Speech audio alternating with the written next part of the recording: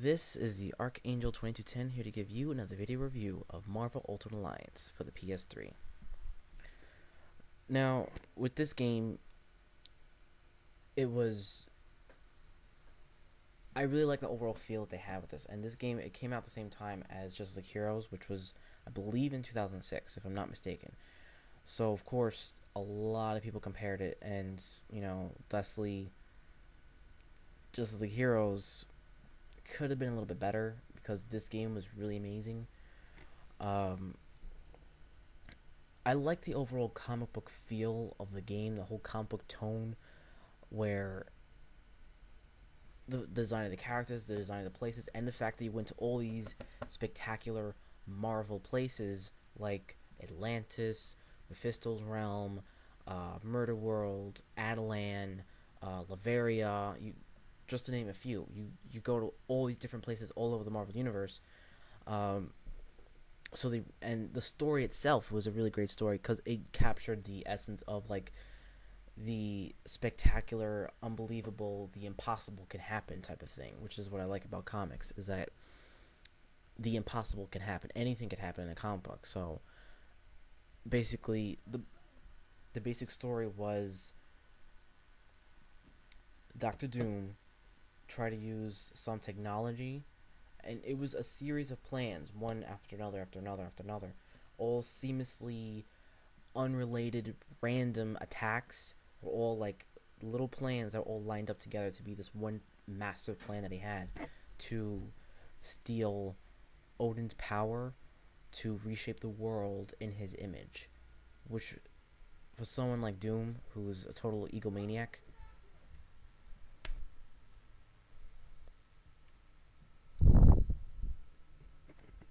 it's just completely like it fits his character completely. Now,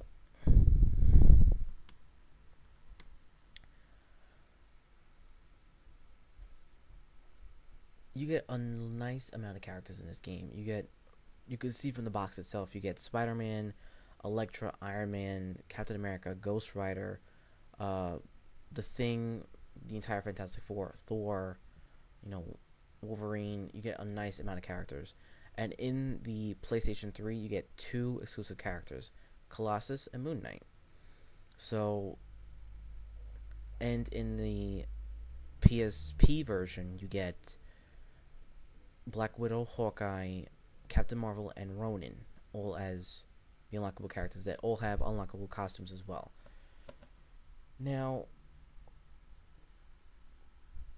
and I really like the unlockable character for all systems was Silver Surfer, who was a really awesome character and probably one of the most powerful character in the game. It was pretty awesome to play because he can heal, he could slow time down, he could shoot these really powerful beams. So he's a really cool character to play. So I almost have him. Like once I unlocked him and I found that he was the unlockable character, I was like, I wanted him on all my teams because he was awesome. So this game, it really gives you a full on. You have complete control over what team you can choose, and you could choose whoever you want. You're not limited to a certain mission. Okay, there we have this puzzle. We have to do this character. There are certain points where there are like certain types of puzzles, but it's not character driven puzzles where you need a specific character. Like with X-Men Legends and X-Men Legends 2, you needed Jean Grey or Magneto to move something around with their telekinesis or his levitation abilities, which kind of got a little annoying, but it was really bad for me because I always had Jean Grey in my team because she was my favorite character. But with this game, the one thing I didn't like about the characters is that they kind of look like shiny action figures. They kind of look kind of shiny and plasticky. Like I understand the concept of um, doing comic booky, cartoony graphics. I totally understand that. I know that that's what they're going for, but I didn't like the fact all the characters and the environments look shiny. Like even like snow in Asgard when they went to the snowy mountain, it was all shiny, like plastic. I was thinking, it's nice, but it's not really how it should be, because in Marvel vs. Capcom 3, and I will do a review of it soon. Don't worry. Um,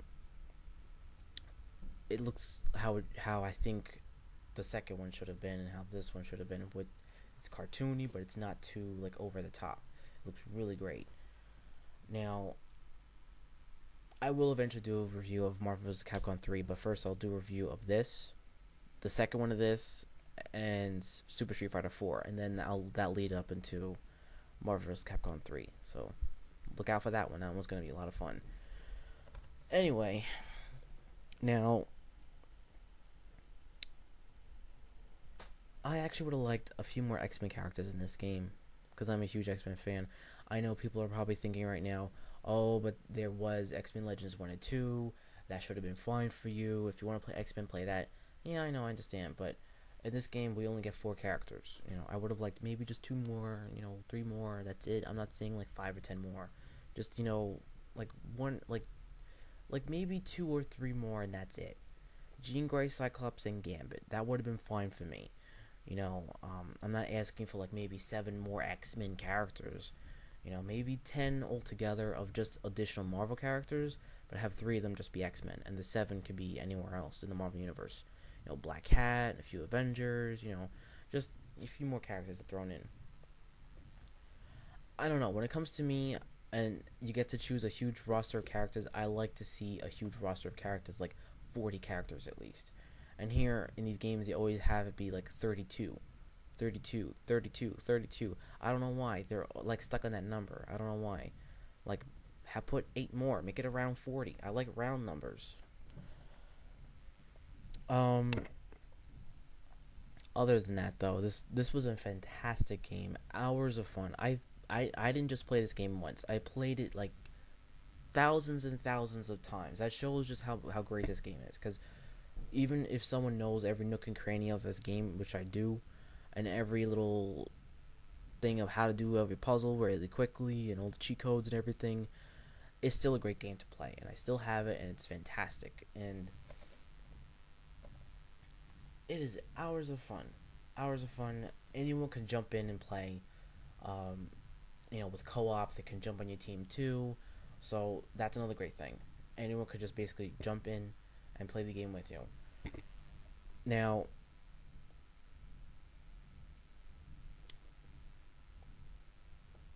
I have to say, when